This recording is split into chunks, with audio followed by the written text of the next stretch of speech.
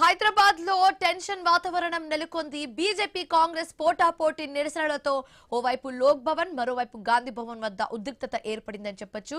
Right గా ఇదే అంశానికి సంబంధించి మాట్లాడడానికి మనతో పాటు ఇప్పుడు జాయిన్ అయ్యారు ఫోన్ ఇన్ ద్వారా చికోటి ప్రవీణ్ గారు, బీజేపీ అధికార ప్రతినిధి. ఆయనతో మాట్లాడే ప్రయత్నం అయితే చేద్దాం. ఎందుకంటే చికోటి ప్రవీణ్ గారు కూడా అక్కడ అరెస్ట్ అయ్యారు కాబట్టి ఏంటి నెక్స్ట్ ఏం చేయబోతున్నారన్న అంశానికి సంబంధించి మాట్లాడదాం. సో నమస్తే ప్రవీణ్ గారు, మనం చూస్తున్నాము ఓవైపు కాంగ్రెస్ మరోవైపు బీజేపీ కూడా హోరాహోరీగా నిరసనలు తెలియజేయడం మనం చూస్తున్నాము.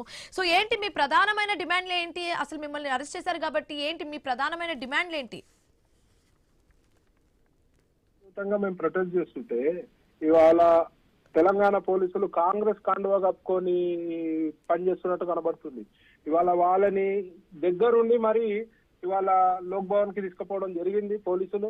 మరి ఇక్కడేమో మమ్మల్ని అక్రమ అరెస్టులు చేసి ఇక్కడ విపరీతంగా పోలీసులు బ్యారికేడ్లు అడ్డం పెట్టి ఒక పరిస్థితుల్లో లాఠీ చార్జ్ చేసే ప్రయత్నాలు కూడా జరిగినాయి. అంటే దీన్ని మేము తీవ్రంగా ఖండిస్తున్నాము. ఇవాళ రాష్ట్రంలో అధికార పక్షాన పోలీసులు పూర్తిగా వాళ్ళ కొమ్ము కాస్తున్నట్టు కనబడుతుంది. ఎక్కడ కూడా లాఠీ చార్జ్ జరిగిందా అండి? జరిపే ప్రయత్నాలు కూడా జరిగినాయి. మరి అరెస్టులు విపరీతంగా అక్రమ అరెస్టులు లాక్కొని గుంజుకొని వెళ్ళడం జరిగింది. అంటే దారుణ పరిస్థితి ఉంది. అలా నిన్న వాళ్ళు చేసే ప్రొటెస్ట్లనేమో దగ్గరుండి తీసుకుపోయే ప్రయత్నం చేస్తున్నారు ఇవాళ పోలీసులు. ఇవాళ మాకేమో మొత్తం బీజేపీ ఆఫీసు మొత్తం పోలీసులతోటి మొత్తం సరౌండ్ చేసి ఒక ఉద్రిక్తకరమైన వాతావరణం తీసుకెళ్తున్నారు. ఓకే, సో ప్రవీణ్ గారు ఏంటి మీ మెయిన్ డిమాండ్స్ ఏంటండి ఈ నిరసనలు తెలియజేయడానికి?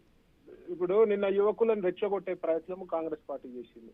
కాంగ్రెస్ జనతా పార్టీ వాళ్ళ సపోర్ట్ తోటి వాళ్ళ లోపలికి పోయి మరి వాళ్ళ మోదీ గారి నివాసాన్ని ముట్టడించే ప్రయత్నం, పార్లమెంట్ దగ్గర ఒక అనిశ్చిత వాతావరణం క్రియేట్ చేసే ప్రయత్నం, దేశంలో అస్తవ్యస్తం క్రియేట్ చేసే ప్రయత్నాన్ని కంప్లీట్ గా కాంగ్రెస్ పార్టీ ప్రయత్నిస్తుంది. ఇవాళ నిన్న ఎన్నో సంఘ విద్రోహ శక్తులన్నీ కూడా అక్కడ ఉన్నాయి. ఎందుకంటే పాలస్తీనా జెండాలు కనబడ్డాయి అక్కడ. ఔరంగజేబ్ లాంటి వాళ్ళని చిత్రపటాలను పట్టుకొని ఊరేగిస్తున్నట్టు ఇలా దేశ ప్రజలకు ఏం చెప్దాం అనుకుంటారు? మీరు ఏం ప్రొటెస్ట్ చేస్తున్నారు? ఇలా నిరుద్యోగుల గురించి ఆలోచించి యువకుల గురించి ఆలోచిస్తే మరి తెలంగాణ హామీల సంగతి ఎప్పుడు? దాని గురించి ఎవరు కూడా మాట్లాడరే. రేవంత్ రెడ్డి గారు మాట్లాడారు, మరి వాళ్ళ చీఫ్ రాహుల్ గాంధీ ఎప్పుడు కూడా మాట్లాడడం జరగదు. మరి తెలంగాణ ఉద్యోగాల సంగతి దాని గురించి హామీ ఇచ్చినారు కదా, మరి దాని గురించి ఏం చేస్తున్నారు? ఇవాళ తెలంగాణలో ఇందిరా పార్క్ దగ్గర నిరుద్యోగులు పీస్ఫుల్ గా సమ్మె చేసే ప్రయత్నం చేస్తే, ప్రొటెస్ట్ చేసే ప్రయత్నం చేస్తే, నిరసన వ్యక్తం చేసే ప్రయత్నం చేస్తే వాళ్ళని ఈ కుక్కలని పశువులను ఈడ్చుకుపోయినట్టు తీసుకుపోయి అరెస్ట్ చేయడం జరిగింది. వాళ్ళకి పర్మిషన్ ఇయ్యారు. ఇక్కడ తెలంగాణలో ఉన్న నిరుద్యోగులు గాని యువకుల గురించి గాని నువ్వు మాట్లాడే చిత్తశుద్ధి లేదు.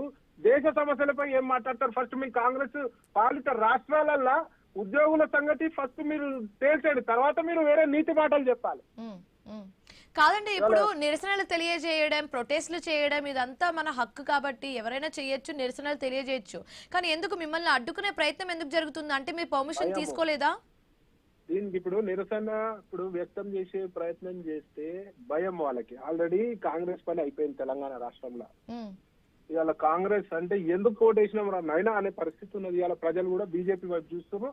మరి బీజేపీని పోలీసు వ్యవస్థ యంత్రాంగాన్ని అడ్డు పెట్టి తొక్కే ప్రయత్నం చేస్తారు. కానీ బిడ్డ వీళ్ళు ఎంత తొక్కే ప్రయత్నం చేస్తే బీజేపీ పార్టీ తెలంగాణలో అంత లేస్తుందని చెప్పి నేను ఈ సందర్భంగా తెలియదు. ఓకే, కాదండి, అసలు ఎందుకు పార్లమెంట్ లో ఈ అంశానికి సంబంధించి ఎందుకు చర్చించట్లేదన్న ఒక వాదన ఒక వైపు ఉందండి. ఏం చెప్పాలనుకుంటున్నారు? 100% చర్చించండి, పీస్ఫుల్ గా పార్లమెంట్ పెట్టేదే ఏమైనా చర్చల గురించి కదండి. ప్రతిదానికి రాద్ధాంతం చేసి ఇప్పుడు నీట్ ఎగ్జామ్ రీ ఎగ్జామ్ పెట్టినారు కదా. ఇప్పుడు ఒక వ్యవస్థలో తప్పు చేస్తే డెఫినెట్ గా దానిపై విచారణ జరుగుతుంది. దానిపై ఎవరున్నా ఆ పేపర్ లీకేజ్ లా వదిలే ప్రసక్తి ఉండదు. బీజేపీ ఎట్టి పరిస్థితిలో సెంట్రల్ గవర్నమెంట్ వాళ్ళని వదలదు.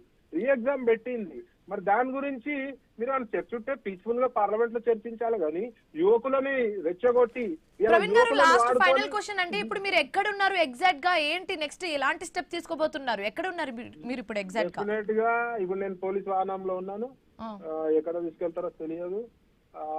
నెక్స్ట్ డెఫినెట్ గా దీనిపై ప్రజలు ఆల్రెడీ చూస్తున్నారు. తీవ్రమైన పోరాటం జరుగుతుంది. ఆల్రెడీ యువకులు కొడుతున్నారు. ఇవాళ కాంగ్రెస్ పార్టీని ప్రతి వర్గము, రైతులు గాని మహిళలు గాని అందరినీ వృద్ధులని మోసం చేసిర్రు. అన్ని వర్గాలను మోసం చేసిన చరిత్ర ఘనత కాంగ్రెస్. అలా నెక్స్ట్ ఎలక్షన్ లో డెఫినెట్ గా ప్రజలు బుద్ధి చెప్తారు. Okay, thank you so much Praveen గారు మాతో జాయిన్ అయినందుకు అండ్ మీ ఒపీనియన్స్ ని మాతో షేర్ చేసుకున్నందుకు. ఎస్, సో బేసికలీ చూసాం మనము అటు నాంపల్లి అంత దద్దర వెళ్ళిపోయిన సిచ్యువేషన్ ని మనం చూస్తున్నాము. ఓవైపు కాంగ్రెస్, మరోవైపు బీజేపీ కార్యకర్తలు నేతలు కూడా హోరాహోరీగా నిరసనలు తెలియజేయడం చూస్తున్నాము. సో నాంపల్లి ఏరియా అంతా చాలా గందరగోళంగా ఉన్న సిచ్యువేషన్ చూస్తున్నాము. సో రైట్ గా ఇదే అంశానికి సంబంధించి మాట్లాడడానికి మనతో పాటు ఇప్పుడు జాయిన్ అయ్యారు చరణ్ కౌశిక్ యాదవ్ గారు, కాంగ్రెస్ అధికార ప్రతినిధి. ఆయనతో కూడా మాట్లాడే ప్రయత్నం అయితే చేద్దాము. చరణ్ గారు నమస్తే అండి. మనం చూస్తున్నాము నిన్న మొన్నటి వరకు ఢిల్లీలో జరిగిన నిరసనలు, ఆ నిరసన సెగ కాస్త ఇప్పుడు తెలంగాణ వ్యాప్తంగా కూడా తగిలినట్లుగా ఉంది. నాట్ ఓన్లీ తెలంగాణ, మొత్తం దేశ వ్యాప్తంగా కూడా నిరసనల సెగ తగిలినట్టుగా కనిపిస్తుంది. సో ఏంటి మీ ప్రధానమైన డిమాండ్లు ఏంటి నిరసనలు తెలియజేయడానికి? మీ ఒపీనియన్ ఏంటి దీనికి సంబంధించి? Madam ji good afternoon. ప్రధానంగా కాంగ్రెస్ పార్టీ ఏదైతే పేపర్ లీక్ జరిగినాయో